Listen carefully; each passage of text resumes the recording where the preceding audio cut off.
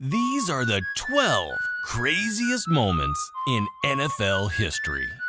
And for number 12, I bet you didn't know that your favorite NFL mascots could ruin your big day. That day, and the floats and the hot air balloons started going over toward. Damn, this guy shook an entire arena. But what I'm really shook about is number 11, because one player made the craziest kick in NFL history. It was September 26, 2021, when Justin Tucker sent a 66-yard field goal sailing through the air. This wasn't just any field goal, it was the longest the NFL had ever seen. It bounces off the crossbar. Man, I've never seen anything like that. And I've never seen anything like number 10 either. The time a zombie mascot ate a cheerleader in front of thousands of people and millions of viewers watching at home. Cheerleaders get together. Whoa! Engulfed! Jesus, man, that was scary. But number 9 is outright spooky. See, it was Halloween of 2019, and the Cowboys were up against the New York Giants. But with the Cowboys trailing 9-3 and less than 6 minutes left in the first half, a black cat came in from nowhere, making its way from the 50-yard line to the end zone. Damn, this furry guy literally scored a touchdown before going pro. It's gotta be fun here. And if this Cowboy... Heck, his goons were out there cheering for him. This guy's a legend. But number 8 is a disgrace, because we gotta talk about one of the craziest fans in NFL history. It was a Sunday night's game between the Patriots and the Chiefs at Gillette Stadium. And with 3 minutes remaining in the fourth quarter, Tyreek Hill caught a pass from Mahomes at the 37-yard line. He wasted no time sprinting into the end zone for a 75-yard touchdown.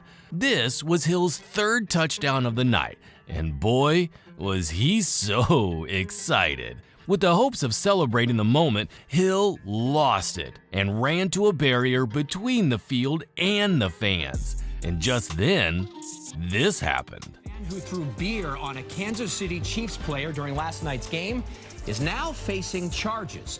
This moment went viral, and even the reckless fan made breaking news. He got arrested. The police and the security working collaboratively like we do. The Patriots slapped him with a lifetime ban, and now he's facing criminal charges.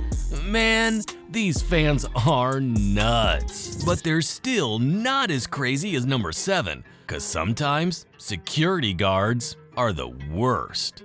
From kicking out streakers to taking down crazy fans, security guards are always put in some difficult situations. But not this time. In a game between the Raiders and the Chargers, the Raiders were taking the lead, and their fans were excited. But no one was more excited than this guy. Yeah, that's exactly what it looks like. The security guard was jerking off during the cheerleader's performance. You should be ashamed of yourself, weirdo. You've embarrassed your friends, your family, your colleagues, and even your bosses, who wasted no time releasing this statement. Elite Security has become aware of the social media post of an inappropriate action of an elite staff member in Qualcomm Stadium, and blah blah. Enough of the jibber-jabber already, cause in the end, the dude was fired and pleaded guilty to committing a lewd act. That guy is a lunatic. And so is number 6, because there's no way you knew that fans turned an NFL arena into a beer dump site. It was December 16, 2001, and the Browns were up against the Jags. In fact, they were at 6-6 with an outside shot of making the playoffs. The Browns were a new franchise formed after the old Browns moved to Baltimore, and Tim Couch, their first draft pick, was still their starting quarterback. Trailing 15-10 against the Jags, Couch led a crucial drive for Cleveland's playoff hopes. On fourth down, Quincy Morgan appeared to make a juggling catch, which was ruled a catch on the field. However, it didn't take long for the referees to overturn the call, and all hell was let loose. Trust me, it was a total screw-up, and there was an immediate rain of beers and trash cans on the field. Players literally had to take cover, 'cause it was all chaos. But beers aren't the only things causing chaos, 'cause one NFL player snatched a Super Bowl trophy out of thin air. See, this story is pretty remarkable, 'cause growing up, the man of the moment, Malcolm Butler, never wanted anything to do with football. In fact, he was more of a hooper and even got suspended from college. But in February 2015, the Patriots were taking on the Seahawks in Super Bowl 49. As the game reached its final moments, the tension was palpable. With just 40 seconds left, the Seahawks were very close to securing their second consecutive title. All they had to do was move the ball into the end zone. But just then, Malcolm did the unthinkable. They tried to go here, but he beats them to the punch, and I'm sorry, but I can't believe the call. Me neither. I cannot. What a shocking way to win a ring. But if you want shocking, we've got number 4. See, the rivalry between the Raiders and the Steelers dates to 1972 in what is commonly referred to as the Immaculate Reception, one of the most famous plays in the history of the NFL. It was an AFC divisional playoff game at Three River Stadium in December 1972 between the Raiders and the Steelers. And with 30 seconds left and a 7-3 lead, it seemed that the Raiders would prevail. But the Steelers had one more chance, and Franco Harris wasn't going to let them down. On the game-deciding drive, Terry Bradshaw's pass to John Fuqua bounced off his hands and into Franco Harris's grasp. In a split second, Harris was running with the ball for a game-winning touchdown. Now, no one really knows if the ball hit the ground before Harris caught it, but it certainly became one of the craziest moments in the NFL. But look, we're hitting the top 3, and things are about to get crazy. It was a fierce clash between the Ravens and the 49ers on February 3rd, 2013 in Super Bowl 47.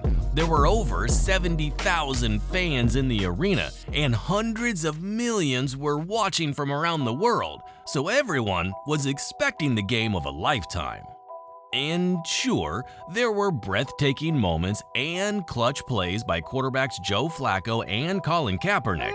However, with the Ravens maintaining a 22-point lead just after halftime, the lights suddenly went out, and fans were panicking. Even the scoreboards and running boards all went out. I mean, the lights just mysteriously turned off. It was embarrassing, man. But after a 34-minute delay, someone flipped the switch back on, and it was game time. But we gotta flip the switch to number 2. Bet you didn't know that the craziest trade in NFL history became the catalyst to one of the greatest dynasties in NFL history.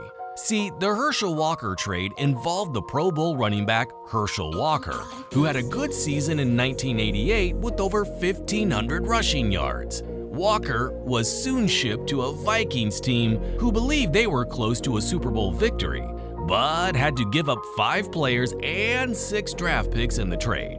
The Cowboys wasted no time turning these picks into several key assets, including Emmitt Smith, Kevin Smith, Darren Woodson, and Russell Maryland. This strategic move led the Cowboys to win the Super Bowl 3 times in a 4-year span from 1993 to 1997. But the Vikings? They weren't even as lucky. Walker managed to last 2.5 seasons without hitting the 1,000-yard rushing mark once. And as if that wasn't enough, the Vikings went from making the NFC Championship and the divisional rounds in the 2 years before the trade to only making the playoffs once during Walker's time with the team. But if we're going to be talking about legendary moments, then number 1 is outright scary. The year was 1991, and the Saints were taking on the Niners in New Orleans. Everything was going great because both teams were giving each other a run for their money. Even the fans weren't left out because at halftime they were treated to a special fireworks show. I mean, it was beautiful and everything was going according to plan. But it didn't take too long before the arena went up in smoke. The fireworks had started a fire in the rafters right above the field, and everyone in the stadium began to panic. It was like they were gonna die. But right in the face of danger, Superman came all the way from Krypton to save the entire arena. The falling embers could pause a game, and because Frank didn't want any of that, he headed right into the sky to put out the fire. Despite the choky smoke, there was no way he was leaving until it was all clear. But what do you think about the NFL's craziest moments?